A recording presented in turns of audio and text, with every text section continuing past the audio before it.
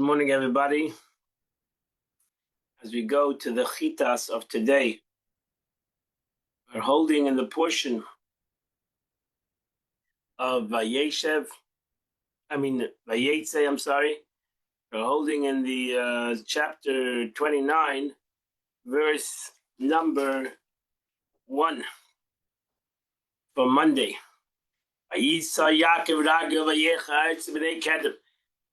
And Yaakov uplifted his feet, and he went to the land of the people of the east. Rashi says, Vayisa, it's an interesting word over here, Vayisa. Yaakov raised his feet. That's an interesting word and expression of going. That Rashi says when he received the good news that he was promised by God protection, his heart lifted his feet. He flew. He was like flying on, as they say, on the clouds. His heart lifted him. It became easy for him to walk. So explained in Bereshis Rabbah. He saw that there was he looked and he saw that there's a well in the field. Behold, there were 3 flocks of sheep that were lying beside it. Because from that well, the flock would feed. But the problem was, there was a big stone upon this well. Rashi says the shepherds would water the flock, but the verse speaks in an abbreviated way without mentioning the subject. And then all the shepherds would come together and to pick up the stone. And they would all gather together, and they would move the stone off the bear, off this well, and they would feed the flock. And then when they would turn the stone, to cover over the well. Rashi says the Nesru, they would usually gather because the stone was huge and required several shepherds to remove it. The Galilu, they would roll it off, as Rashi says. We find in this expression of a galalu that they would, it's like a future tense. Ve'shivu means u'meisiv, they would replace it. Verse number 4. So Yaakov asked them, from where are you from? We have come from Charan. So he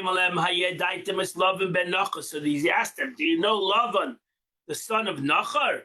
They said, yeah, sure, we know. Everything is well with him. Everything is fine. And at that moment, Rachel, his daughter of Lavan, was approaching with the flock. She says, Ba'ah. Sent the Ba'ah, therefore translated, Asya, she is coming. Rachel Ba'ah. Verse number 7. It's already it's still a long, big day. It's still not even time to round up the flock, take them home. Hashkat saying, so why don't you feed your flock? What are you waiting for? The churu, let the flock go in, let the flock drink, and let them go in pasture.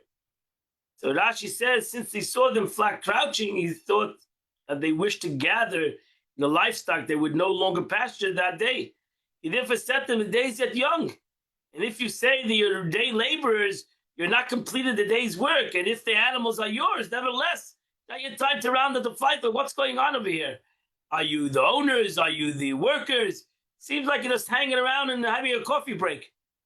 He says, not having a coffee. We're waiting that we get more guys over here. We go to 7 to move out this rock. We need a group from the cover of this well. Ishkanas are saying that we can water the flock.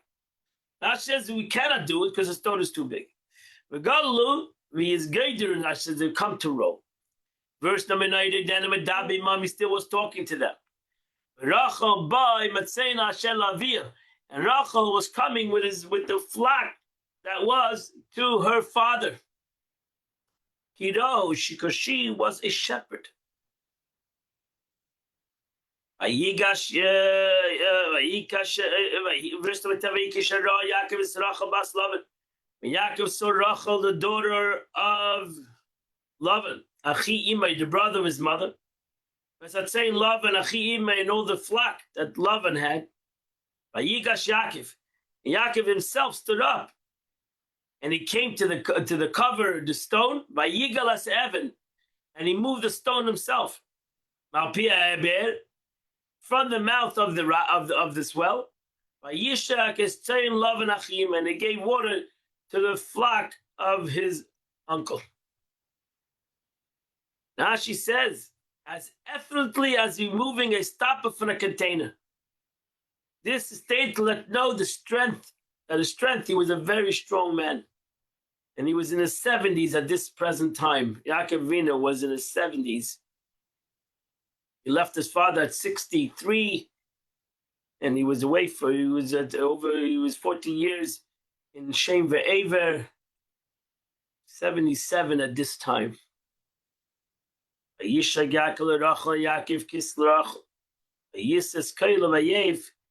he bursted out crying. Ash said because he foresaw divine inspiration that she'd not be buried with him.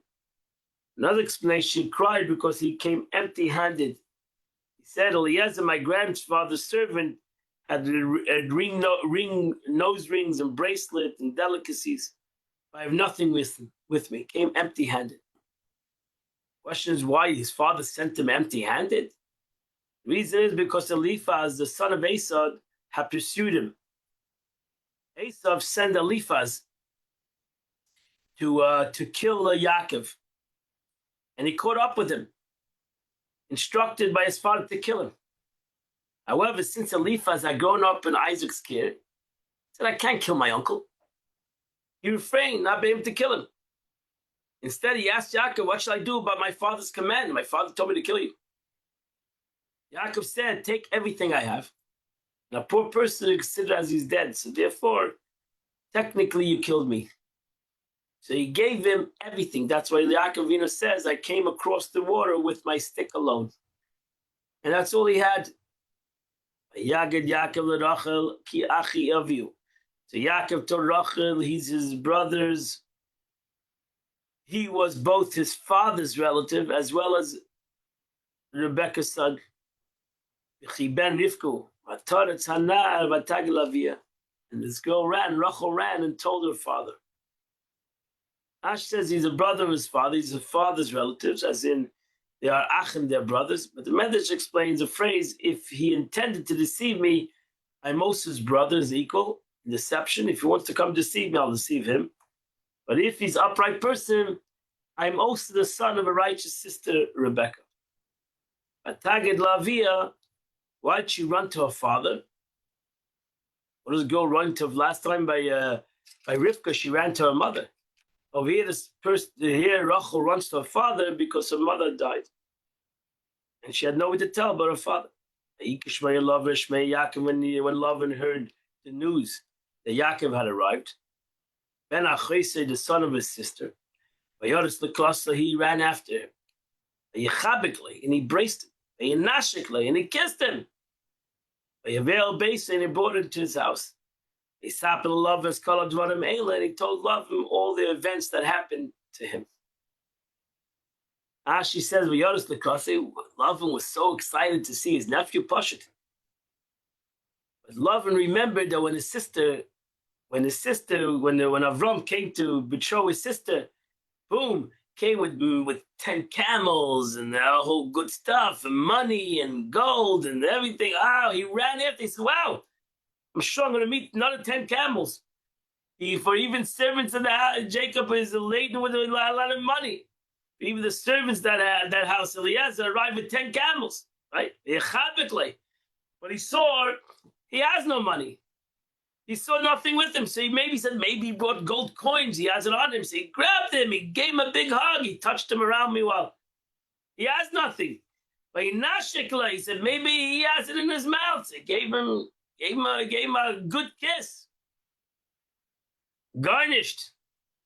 Vayisapel, that's what it says, and Vayisapel Lavan, that they came because he was forced to account to his brother Esav, and that his money, I did come with a lot of money, but Esav's son has taken everything away from me.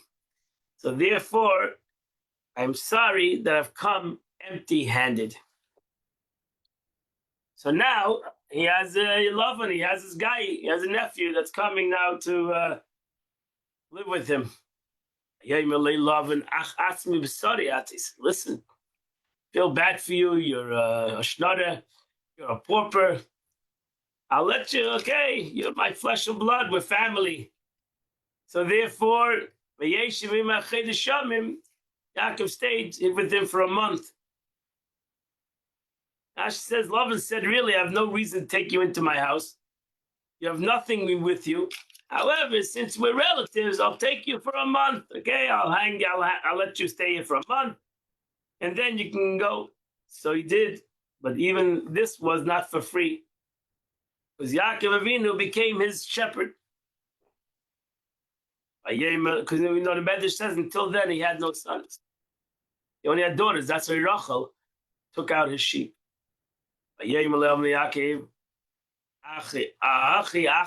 Just because you're my relative, I'm going to let you work here for free. It's not right. Even though we're relatives and you're helping me out, but why should you work here for free? So tell me what should be your wages. Now she says, just because you're my relatives, you work for it's a question mark. Should you work for me? Similarly, the word, the past tense, when the vav is added beginning, it changes the word to the future. You should work for me in the future. Love and stay bonus and Lavan had two daughters. Shema Godel Leah, the older daughter was Leah.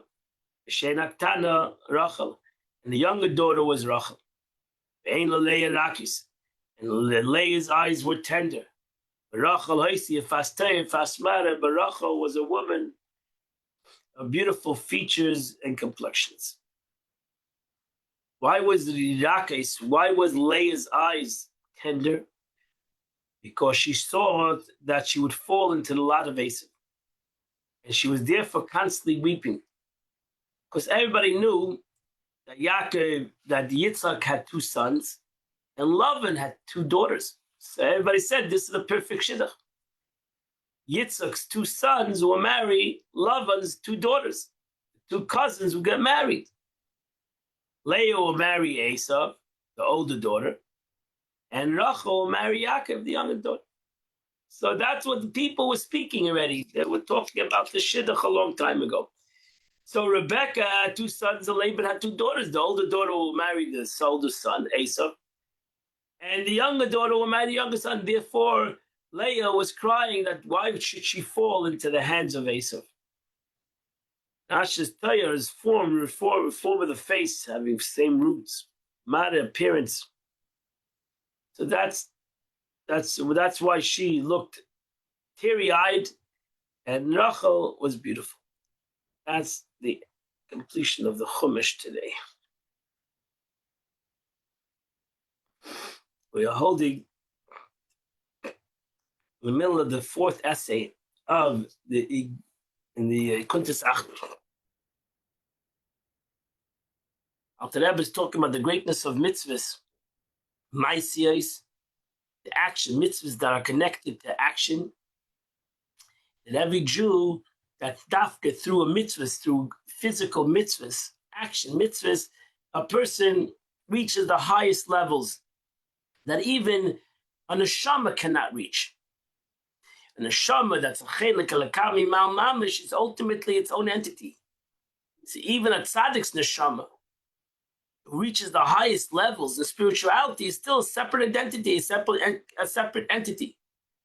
But a mitzvah is totally bottled to the Eibishter. A mitzvah is the command of God, and therefore a mitzvah has the capability to be totally consumed by godliness, because the mitzvah comes from the will of HaKadosh Baruch, and it's totally bottled to the Eibishter. Asher kedishanu b'mitzvaysav v'tzivanu. As you say the bracha, you sanctified us with your mitzvahs. It's not our mitzvahs. We didn't come up with any of these mitzvahs. These are all mitzvahs from HaKadosh Baruch Hu, and therefore these mitzvahs are totally bottled to the Eibishter, totally nullified to God. To perform a mitzvah that cannot be delegated to another.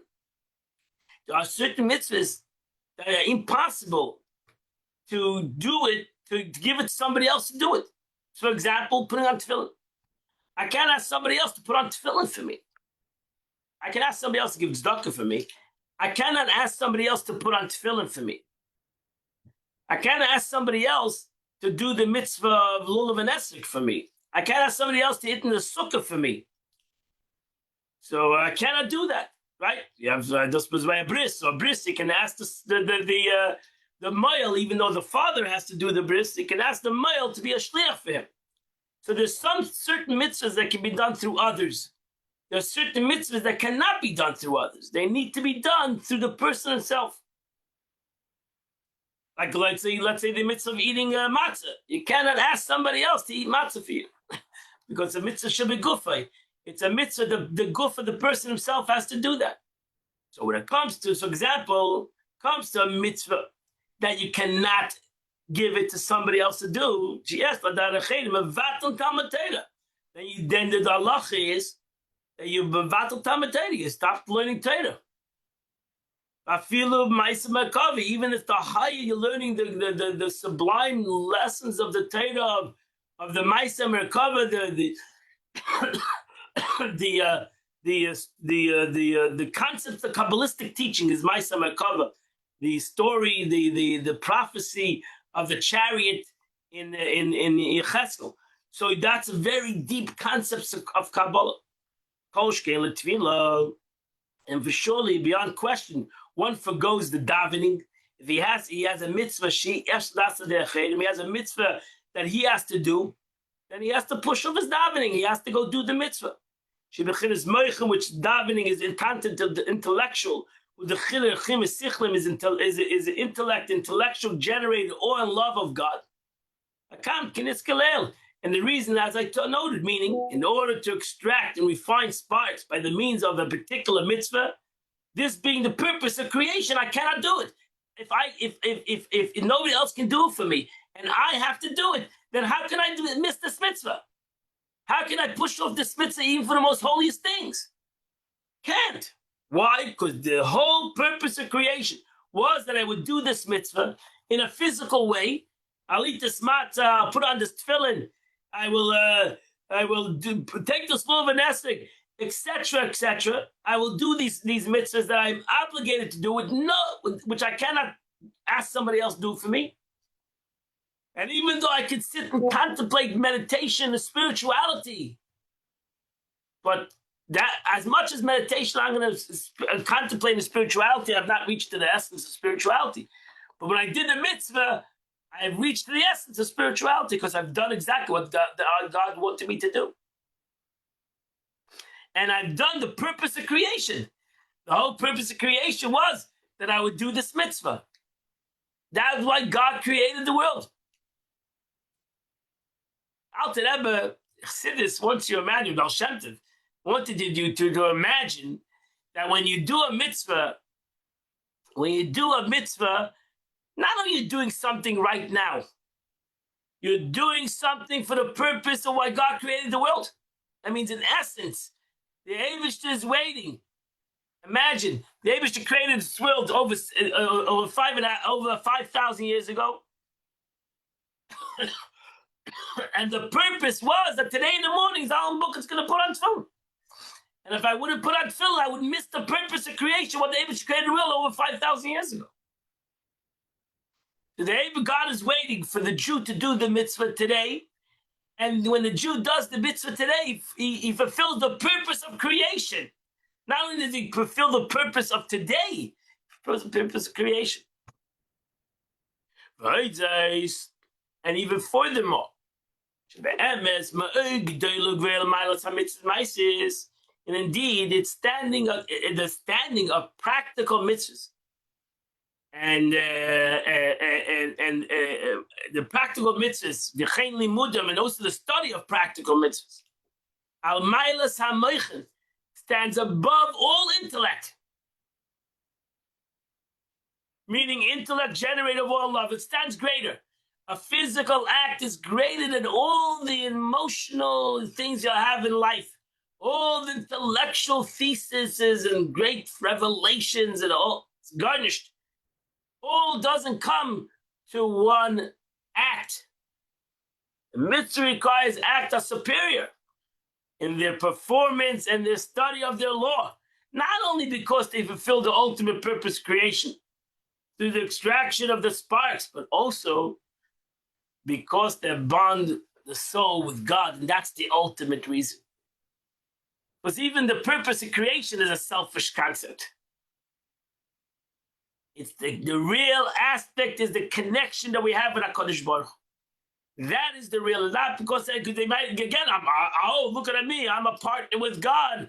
I gave the reason of creation, we should all stand up for me. Truth is, the Gemara says, you should stand up. Why do you stand up for those that learn Torah? Why don't you stand up for those that do mitzvahs?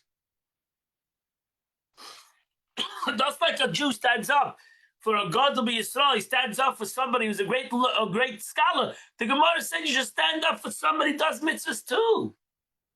Because somebody who does mitzvahs does the reason of God created the world. You should have a lot of courage. You should all show a great honor for Isa mitzvahs, for people that do mitzvahs. And you should show honor. And that's what it says. Rebbe used to honor Isa mitzvahs. Rebbe used to honor Ashirim. He should honor wealthy people that did well, that did well with their money. And they supported unbelievable things and kept the Yiddishkeit alive. And Isa mitzvahs.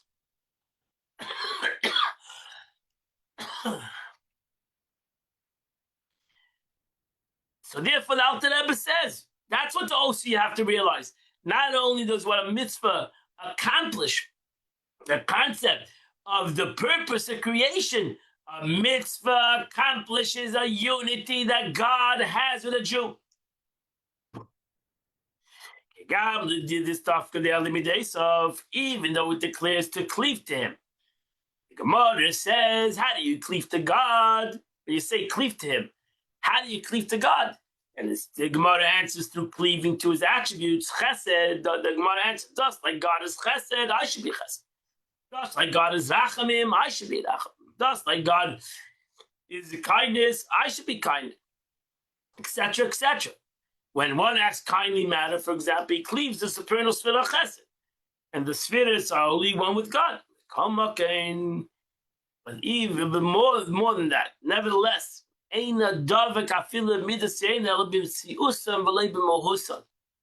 still one does not cleave to the essence, the mahus of the supernal attribute, but only to the external of the existence mitzias.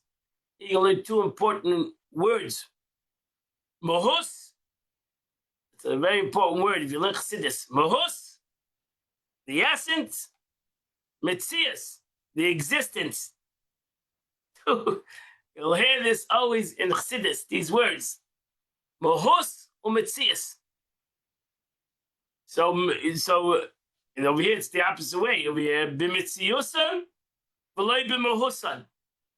Do you want to connect to the existence of something, or do you want to connect to the essence of something? And that's the difference between chitzonius and pnimius. You want to connect to the outer, or do you want to connect to the inner? What do you want? That's the question. If you want to connect to the outer, then you're a chitzon. If you want to connect to the inner, then you're a pnimi. So therefore, when it's brought down the dafka by to cleave to means to, that's like God is kind. You should be kind. It means you're ultimately connecting to the outer aspect of midas. What's the essence of the midah? It's the Eibishter. So what do you want to connect? To the outer concept? You want to connect to God. As Avram Avinu, who's Midas HaChesed, says, Anochi Ofer Ve'efer. What do you mean? You're Chesed. You're the ultimate aspect of Chesed. How can you say Anochi Ofer Ve'efer when you are Chesed? Avram Avinu says, what? What's my Chesed? My chesed is garnished. I don't want to connect to chesed. I want to connect to the Eibishter. As written, I'm dust and ashes. This was stated of Avraham with regard to the glimmer of his soul that illuminated his body in comparison to its source, a radiation of supernal kindness, as explained above in length in Tanya. The name of the Magim is Zich. So Avram Avinu said, I'm Neichi off of Eifer, meaning that even if I'm chesed, but what is am I to chesed of Atzilus? Nothing. I'm Neichi off of Eifer, I'm dust and ashes.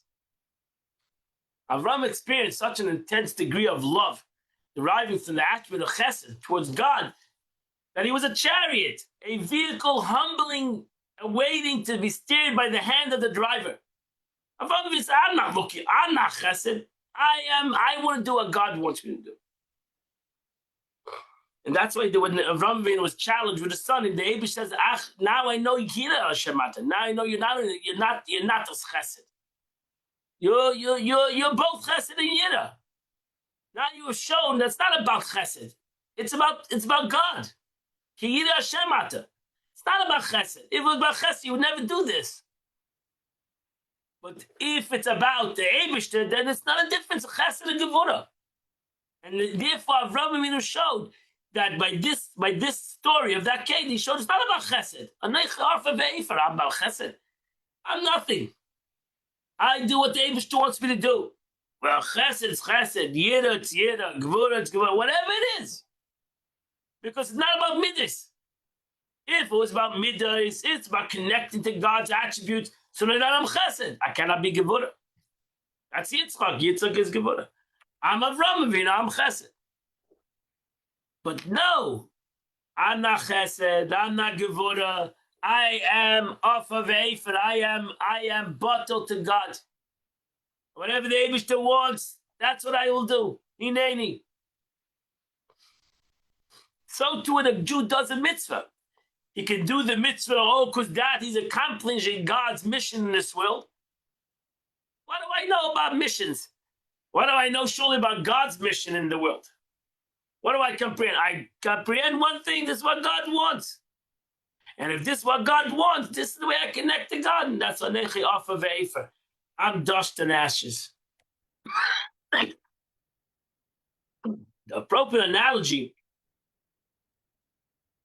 is a tree originally composed of 4 elements of fire, air, water, and earth, is burning, losing its 3 elements in smoke. It is reduced to the 4th element, ashes. Yet through these ashes, the tree itself are the same element. The ashes can hardly be compared to the original tree that was a beautiful to behold, is good to eat. So he said, look at this beautiful tree. You're right, I'm a beautiful tree. But really, I'm but dust and ashes. So too, the attribute of kindness, of love Avraham possessed while his soul was in his body, cannot be compared to the attribute of kindness, which is one of supernal spheres. He said, I'm nothing, I'm nothing. It does seem that one does not need to cleave to the essence of supernal attribute, but only to their external state, their state of mere existence. And therefore, Avraham Avinu said, I want to connect to Chtzainis. I don't want to connect to the Midas HaChesed. I want to connect to the essence, and therefore I'm nothing. Surely with regard to the infinite light of God, when a Jew wants to connect to the essence of God, forget about the Midas HaChesed. He wants to connect to the essence of God. The last machshava tfisa beklal that no comprehension can comprehend in him, but with the light that comes diffused from him, a Jew wants to connect to the essence of God. Forget about the attribute of chesed. He wants to connect to God himself. He wants to grasp the existence that he gives life to them, not in his essence. As even the malachim say, holy, holy, or holy. The above phrase is uttered by the Srafim. We say it every day in davening. The angels of the world of Bria, they perceive that even as God descend to related created beings, so that he's called the Lord of hosts, he is Kadesh, holy, a term which implies he's separate from them. Besides, only the emanated effects can conceive their cause. Masigim echad las. Spiritual beings in the world of Atzilus are each an effect or alul brought about by a cause of ilah in the level higher than them. This being vested themselves in such in turn at each level are compared to comprehend an extent cause that is vested within them. Which this all brought down the Eitz Chaim, concerning the invested of visage. So over there, the Eitz Chaim explains that the visage of the spiritual spirits of Atzilus vest themselves in each other. Each effect is able to apprehend its cause. The visions are grabbed in. This Atzilus itself, in the midst of Atzilus, they can feel their cause and effect. And that's why they're totally one, but not in the created aspects of Atzilus. Souls of Atzilus, in the Malach of Atzilus, they cannot feel their cause and effects. Although the souls of Atzilus are divine still, since they have become sundered from the vessels of the 10 spheres, they are termed created beings and are unable to apprehend the essence of godliness. Even Moshe Rabbeinu, who is known to be a soul of the world of Atzilus. What does it say by Moshe Rabbeinu? It says, you can only see my existence. You cannot see my essence. So even the Moshe Rabbeinu, who was in Neshama Atzilus, and in Atzilus they say that the Sfiras over there, they do feel their cause, but that's the Sfira feels its cause. But the Neshamas that come from there don't feel the cause. And therefore, even the Moshe Rabbeinu could not see the essence of God. Thus, through the vision of his soul alone, therefore Moshe Rabbeinu. Again, that explains even more why Moshe Rabbeinu wanted to do a mitzvah. He wanted to go into Etzol, do the mitzvah. Because even though he was in a Shab of Atzilus, the world of Atzilus, the world of emanation, and he could see the external concepts of every mitzvah that's in the spiritual level, but he couldn't see the pnimis of every mitzvah. And he wanted to see the pnimis of every mitzvah. And therefore, he wanted to go and do the mitzvah, the physical mitzvah. So the Alter Rebbe, again, emphasizes this concept as a soul gazes upon without the benefit of a mitzvah. Even Moshe could apprehend no more than external, not the essence. And he understood the only way he can connect to the essence of God is through this physical mitzvah. And especially a mitzvah that cannot be done through somebody else. A mitzvah that needs to be done through the person himself. Okay, beautiful teaching of the Alter Rebbe, Tanya. Today is the 4th day of the month of Kislev. Tillim today is chapter 23 to chapter 28. If you do those 5 chapters, you do the Tillim, the Chitas of the day. The Rebbe writes, Nayim Yayim with Mayim Achreidim. Mayim Achreidim is the after washing. You know, when you go, you eat bread, you have to wash your hands. Tilas Yadayim, you make a bracha, Tilas Yadayim, before you make hamoitzi. And there's Mayim Achreidim. After you eat, you have to, before you bench, you have to wash your hands. But it's called Mayim Achreidim, but you only wash the tips of your fingers. So they usually bring out a little thing on the table with a little water, and you wash the fingertips of your hand while they're still moist. When they're still moist, you put it over you pass them over your lips. And this was something that's brought down in the Gemara. And the days there was used to have a salt for Yam HaMelech, a very dangerous salt. You want to make sure to if you use that salt to to take it off of yourself, so it doesn't come to. But ultimately, there was a spiritual concept in it. That's why even though you don't have today the salt of Yam HaMelech, we still continue doing that. No bracha that is done with that. That's a lot of people don't do it. It became like it's not no blessing to it. So a lot of people don't even know about Mayim Achreinim. But therefore, still a concept of Mayim Achreinim to when you eat. There's a big difference. If there's one person there, 3 people there, 10 people there, you ate yourself. You should just have a little water. Not a big thing to do. Put it on the fingertips of your hand and put it on your mouth and do the custom of Mayim Achreinim that Jews do. Wish you all a wonderful and beautiful day. And Amid Shem, we'll see you all tomorrow, 8 o'clock. We will continue to learn the chitas of the day.